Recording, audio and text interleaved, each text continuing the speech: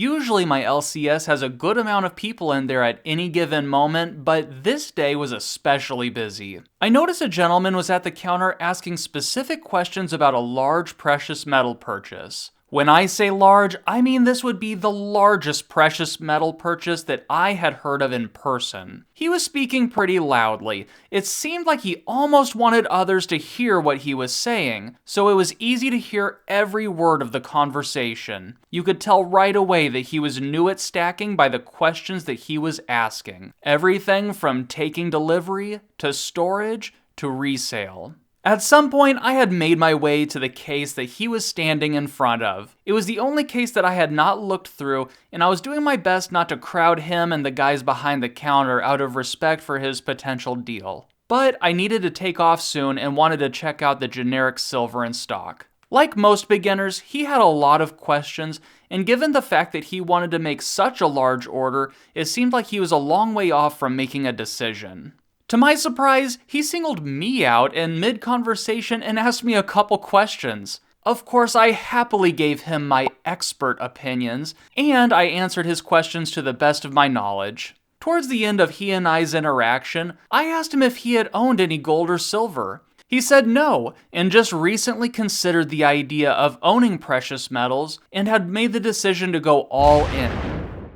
I made my purchases, said my goodbyes, and left. Now, I think what this gentleman did is exactly what someone should do if they're interested in starting their precious metals stack. Find a trusted LCS and go ask questions. YouTube is a fantastic resource, but nothing beats asking someone knowledgeable your questions in person. So good for this guy. The part of the interaction that I still get a little hung up on is that he mentioned going all in as a complete beginner. An important point to mention is at this time metals were pretty expensive. Spoiler alert, prices dipped down for a period of time almost immediately after this interaction. I try putting myself in his shoes and imagine how I would feel about the idea of investing in gold and silver after I had just put all of my financial resources in a single basket right before a significant market dip. These are the exact ingredients that result in a person becoming a strong advocate against precious metals.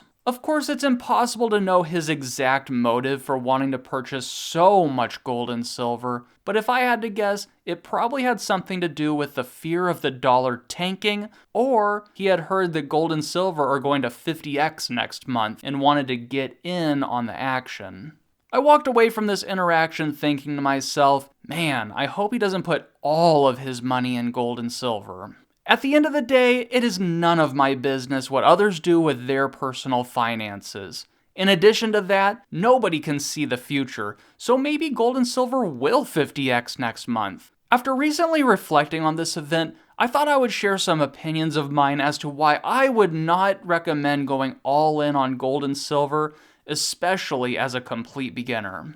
As a quick side note, I truly believe everyone should have at least some amount of precious metals. Check out this video about beginner goals to hear the exact roadmap that I would give to a complete beginner if they were to ask me where to start their stacking journey.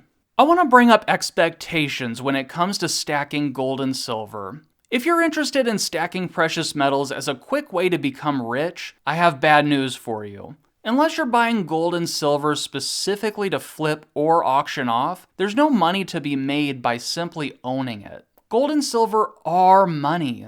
Precious metals simply are not an income-producing asset.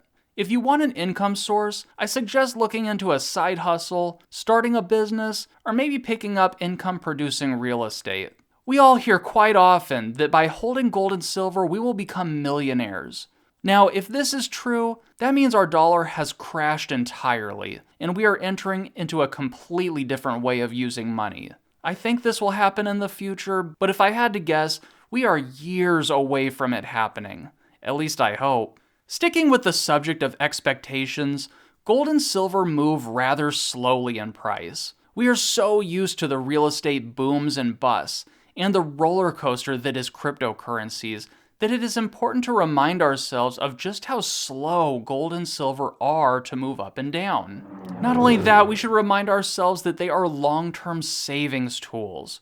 Looking at precious metals through this lens as a slow way to save versus a money-making investment will help keep our expectations in check. Another point is the fact that we still use the dollar. If you have monthly expenses like most everyone does, I personally would not put my entire nest egg into gold and silver, especially if there are dependents in the picture. Stacking gold and silver is a fantastic way to save, hedge against inflation, sprawl out our financial tools, and they are great fun to collect. But we can't forget to be responsible with our dollars too. Having some form of emergency fund for the curveballs that life throw our way will be a great service to us. At the end of the day, it is my belief that everyone, and I mean everyone, should have a stack of silver, and if they can swing it financially, stack some gold too. From what I can see, in the future, gold and silver will start to play a much larger and more interesting role in our day-to-day lives. And as for the man at my LCS, he's on the right path, but if I could give him direct advice about his purchase, I would ask him to watch this video.